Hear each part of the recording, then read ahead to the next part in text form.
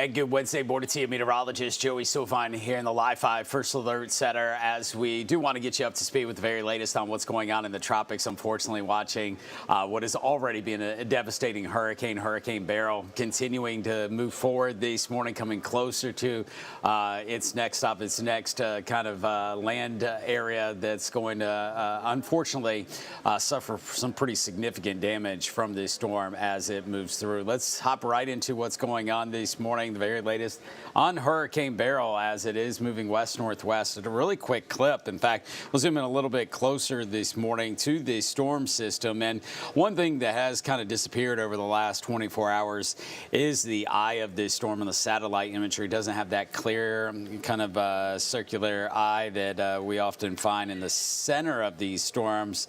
But nonetheless, even though it doesn't maybe look as significant or as much of a hallmark storm on the satellite imagery, flight reconnaissance aircraft have been in there, Hurricane Hunter aircraft, non-stop over the last couple of days. And what they just haven't found, or what they found, is that this just hasn't weakened substantially in the face of what has been some pretty decent upper-level wind shear that usually takes more of a toll on it.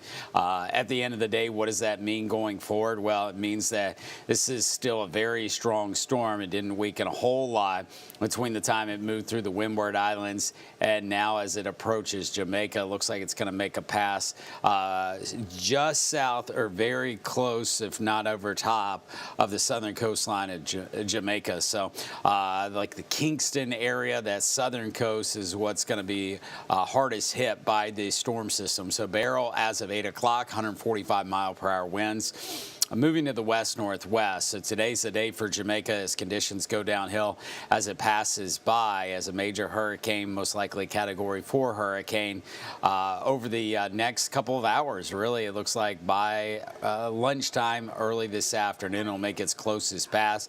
And then it will be on to the Cayman Islands. Now, the hope is that this kind of rides the southern track here. That will put a little bit more distance between the storm and Jamaica and a little bit more distance between the storm and the Cayman Islands. But both of those under hurricane warnings and expected some significant damage, as on that northern side, there's going to be really significant storm surge out of this and also some very strong, perhaps deadly, life-threatening winds. So this is going to move west northwest, eventually towards Yucatan Peninsula, Mexico, where that's the next stop. So it's Jamaica today, Cayman Islands tomorrow, Cancun, Cozumel, Yucatan Peninsula on Friday morning, and then it heads into the Gulf of Mexico. The question is, does this eventually down the road impact the U.S.? And that's a possibility. You can see that fifth day on that forecast cone really starts to expand out, bringing in the possibility that this does turn northward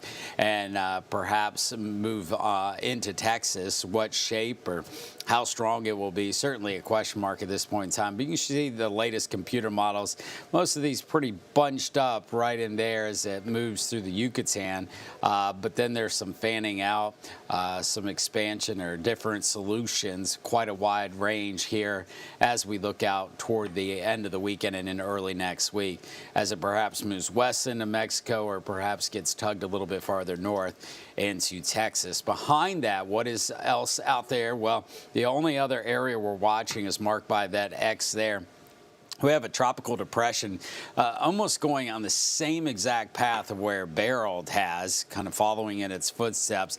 It has had really no luck developing in recent days, and the odds are still very low. There has been a pretty significant increase, though, in thunderstorms over the last 6 to 12 hours. So we'll watch and see if that's sustainable for this storm system, this tropical wave with a 20% chance of development right now over the next 7 days. Most models show that this stays fairly disorganized, but of course we'll continue to watch it, as things can at times be very hard to predict as far as these tropical waves and when they're going to organize and when they're not. Beryl, of course, an example of that, as it is kind of ridden that higher end potential with this storm. We always knew that it would most likely be a hurricane, but then it became a Category 5 hurricane, and we thought it was going to weaken more substantially, but it's still a Category 4 hurricane as it approaches the island of Jamaica. path. We certainly have better success with in tropical systems, but the margin for error with the tropical intensity is just more significant. And unfortunately, that means that, yes, we can have a good guess sometimes of where these storms are going, but we don't really know always how strong they'll be. So that's something just to keep in the back of your mind as we head through hurricane season for what will inevitably be some storms that are closer to us at times this season.